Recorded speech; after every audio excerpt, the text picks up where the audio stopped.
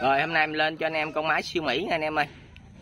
Con này hiện tại là 2 kg 250, có bầu diều nha.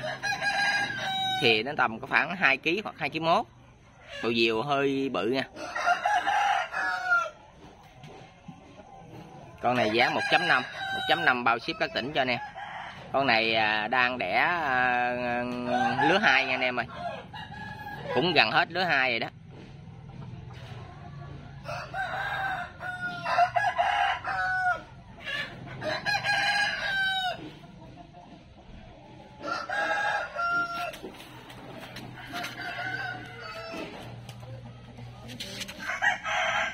Rồi anh em nào thấy hợp nhãn thì lô cho mình 1.5 bao ship các tỉnh cho anh em.